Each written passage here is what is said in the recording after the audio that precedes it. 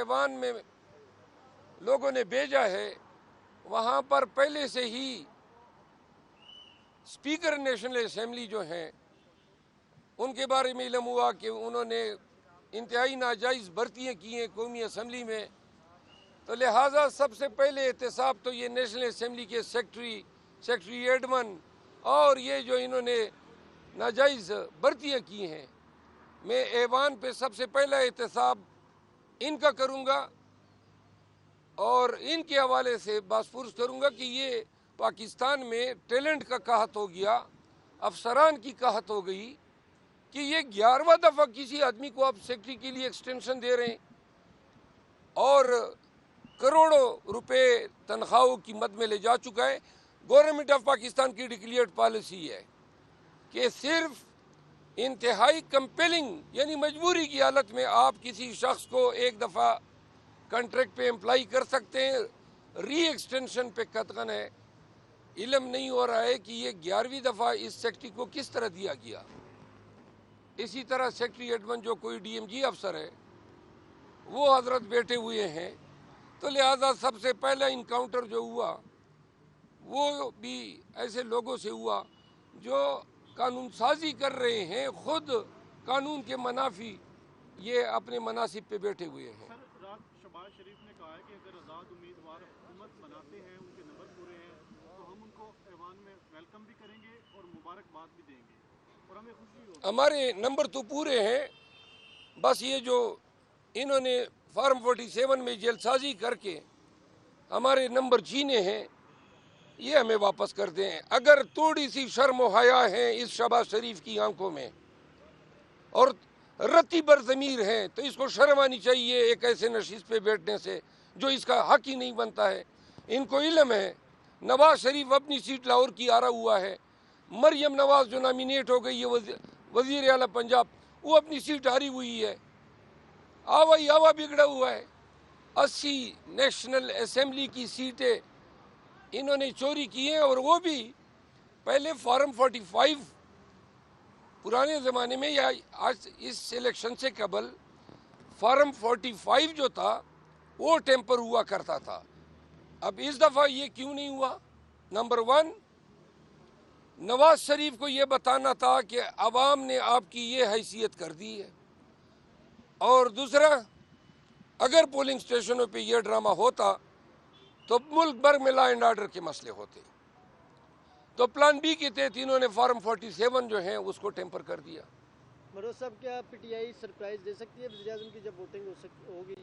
عمر ایوب صاحب بن جائیں گے وزیر اعظم؟ میرے اطلاعات کے مطابق 21 لگ بھگ حلقے قومی اسمبلی کے وہ الیکشن کمیشن اور ہائی کورٹ سے سٹے ہو چکے ہیں۔ اگر 50 کے لگ بھگ حلقے سٹے ہو جاتے ہیں تو یہ حکومت کس طرح بنائیں گے؟ اس طرح صوبائی اسمبلی کی ان کی سیٹیں سٹے ہوں گی تو ریزرو ان کی کہاں سے آئیں گی؟ لہٰذا ان کا حکومت بنانے کا جو ہدف ہے وہ پورا نہیں ہو رہا ہے۔ مروز صاحب بتائیے گا کہ آئی ایم ایف کی تیسری قسط آ رہی ہے، لیکن تیسری قسط میں انہوں نے شرط رکھی تھی کہ فری اینڈ فیئر الیکشن ہوں گے تو ہم تیسری قسط دیں گے، تو اب وہ تیسری قسط دے ہی دے گی؟ کس طرح کی انٹرنیشنل رپورٹس پاکستان کا جو الیکشن ہوگا اس کے اوپر آپ سپورٹ کریں گے؟ ہم نے پہلے آئی ایم ایف کے ساتھ ڈیل کو سپورٹ کیا تھا، قطعاً نہیں کریں گے تاکہ یہ پیسے ان چوروں کو ملیں اور یہ جناب پھر جو ہیں باہر بھیجیں۔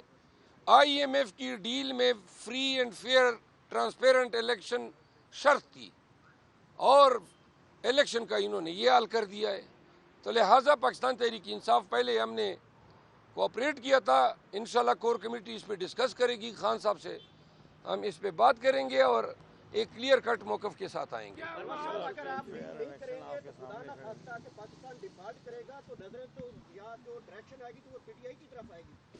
دیکھیں پاکستان تحریک انصاف اوورسیز کے بل بوتے پہ ریمیٹنسز کی مد میں اس ملک کو ان معاشی بدتری سے نکال سکتی ہے۔ دوسری بات، اگر یہ شرط ہے کہ جی قوم ڈیفالٹ کرے گا اور ڈیفالٹ سے بچانے کے لیے پی ٹی آئی نے پھر قربانی دینی ہے، ہمارے لیے ڈیفالٹ سے قبل اور تمام چیزوں سے اول تر جو ہے وہ رول آف لا ہے۔ जिस मुल्क में जिस रियासत में कानून की हुक्मरानी ना हो वो अखलाकी तौर पे भी डिफ़ॉल्ट कर चुका होता है, कानूनी तौर पर भी कर चुका होता है। अगर रूल ऑफ लॉ नहीं है 10 दफ़ा ये मुआशी तौर पे डिफ़ॉल्ट कर जाए, लेकिन मुल्क को ज़रूरत है रूल ऑफ लॉ की।